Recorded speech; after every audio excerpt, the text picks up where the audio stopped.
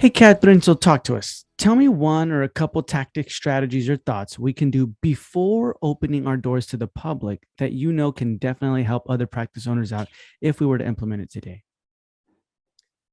Hi, Michael. Thank you so much for inviting me. And I have quite a few tactics. I don't know if we have enough time to go through all of them, but I will share my favorite ones. Mhm. And the one that is my favorite one may surprise you.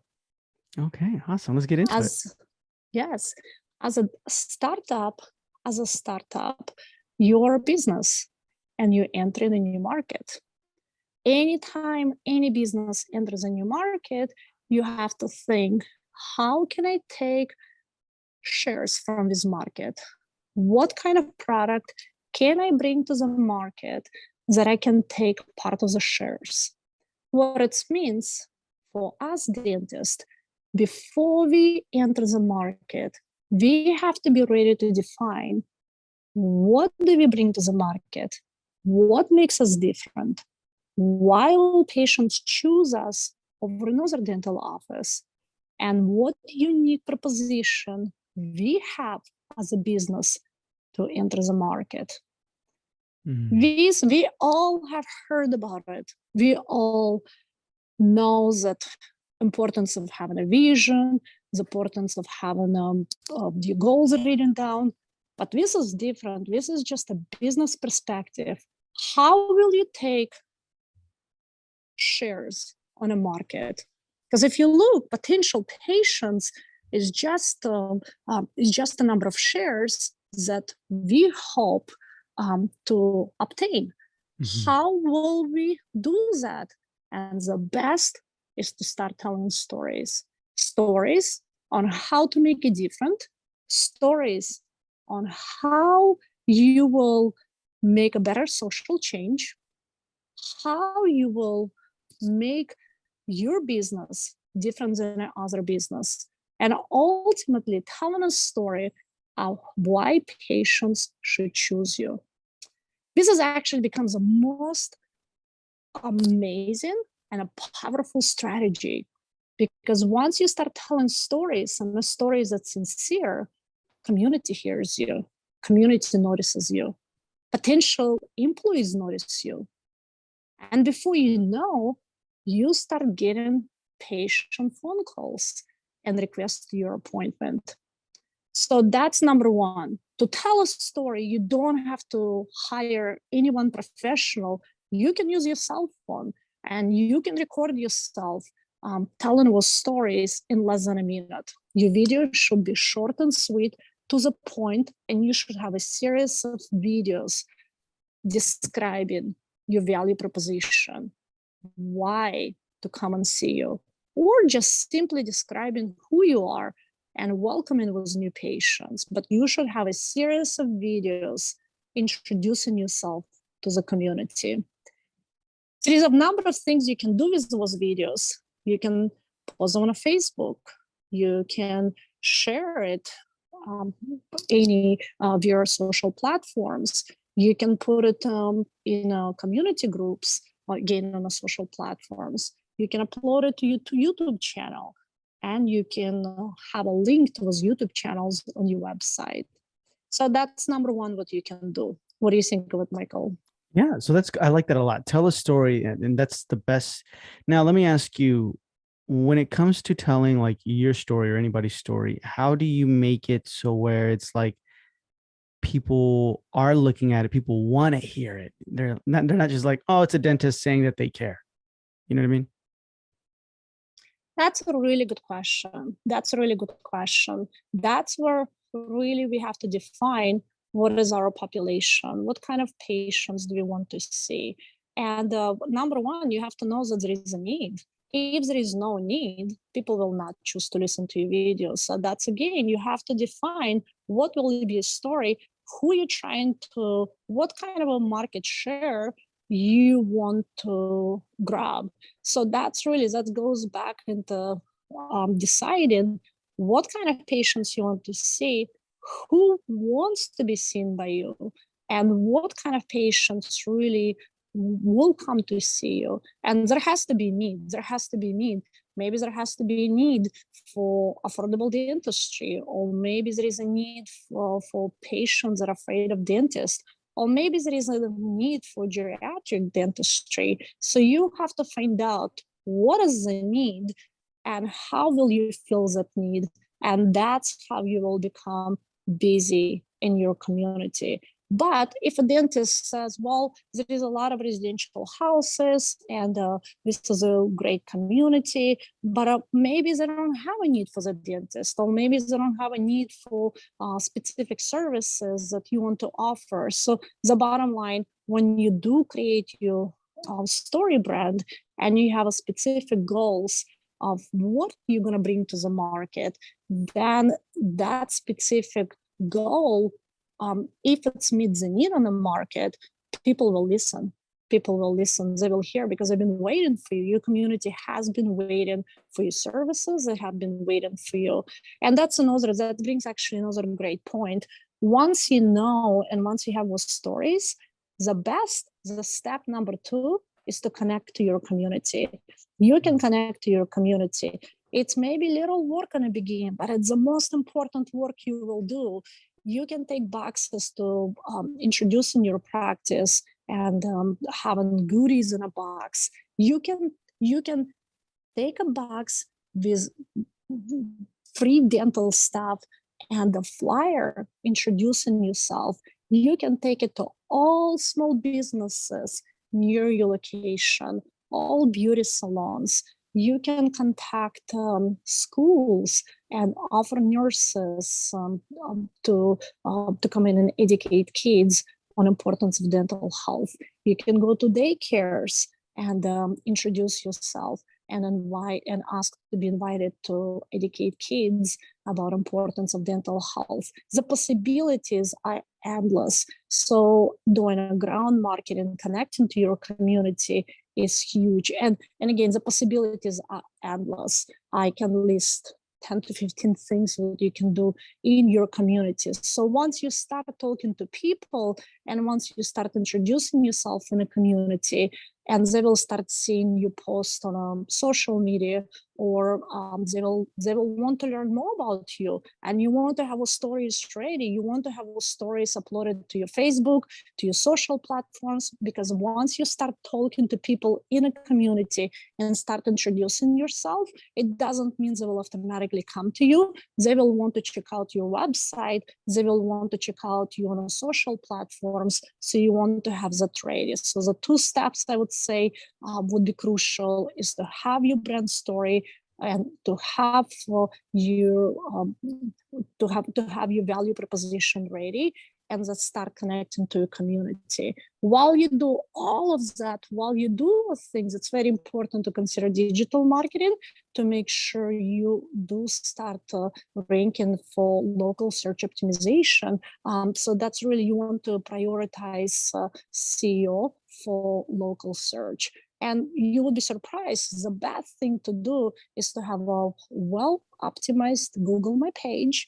You really want to optimize and have your Google My Page ready. And then you want to make sure your website is well optimized for local search engine optimization. So I would say if you do those 3 things, and if you really spend energy and time on doing those 3 things, you will start getting phone calls. You will start getting patients calling you. There is a few things also you want to consider. You want to make sure that your website offers online scheduling, because maybe patients will be calling you after hours or when your office is not open yet. So you want to make sure you have an online scheduling, because you will be marketing a lot. You will be spending a lot of time and energy marketing. You want to make sure that patients can schedule 24/7. And I'm not talking about logging into your website and requesting an appointment. I am saying that they need to log in and schedule your appointment. And a good example I want to make is that would you call an airline to book your appointment at this point, to book your flight at this point? Would you ever do that, Michael? No, not anymore. No. No, no. And as a being a dental startup, you need to be just like an airline. Everything has to be handled online. Patients have to be able to schedule their first appointment online. You would be amazed. You would be amazed how many people will hear about you in the community, see your story, or maybe they will get a flyer from a daycare you visit, and you want to make sure your online scheduling is ready to be used 24/7. And so that would be very important. And so that's, I would say, doing what things would be very important. If you really, and my last tip, one of the top tips is Mm. really to deliver flyers. You can do postcard mailers, or you can deliver flyers. I never use the postcard mailers.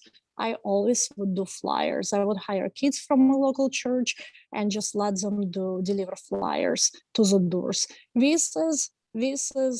Um, this method was one of my favorite methods to get a lot of new patients scheduling fast. And again, you can hire kids from a local church, and you can give them flyers, and they would deliver it to the houses around your location.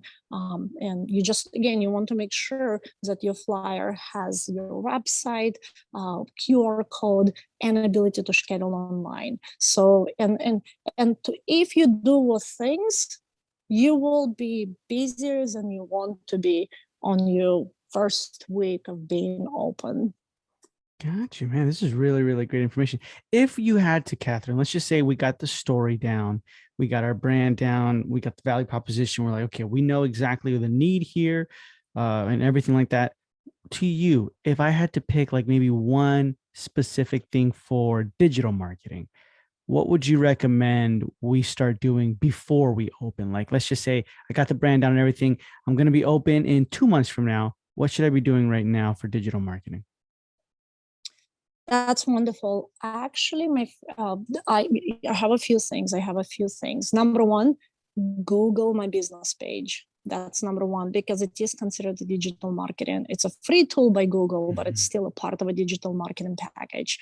Number two, YouTube. You want to start a YouTube channel. And really, if YouTube will be indexed by Google before your website, all your blog will be indexed. So Google my page, YouTube, and then your website. For your website, if you can actually outrank your competitors quickly. It's a myth that it takes 6 to 8 months. It's absolutely a myth. It's not correct. You can be ranked a lot faster if you have a great content, if you have a well-optimized website. And I think we talked about it, that I told you that my last website, I outranked my all other websites in less than a month. That's Mhm. so. And I did mention it to you last time, but the best way to outrank your competitors and to have a great website is really to have a lot of commonly asked questions answered on your website. So if I had to choose, if I had to do something that would give me the best results, I would Google what patients ask.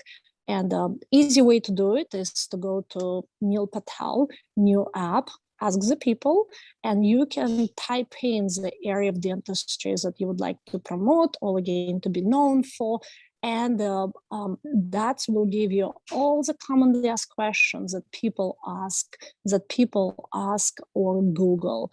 And then you would take those questions and answer them. And you can answer them via YouTube video.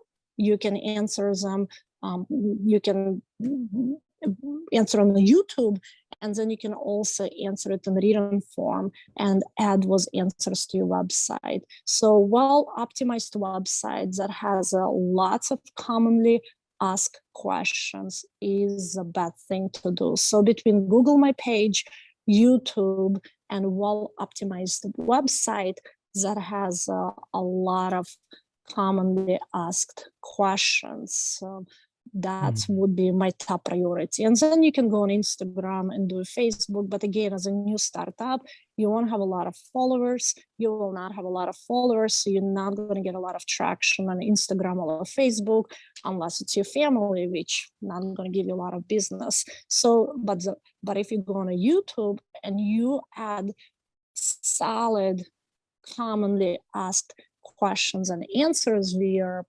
video, you will get a lot of CEO from that. You will get so that would be my top 3 things to do: YouTube, Google my page, and a well-optimized website, but with a lot of commonly asked questions.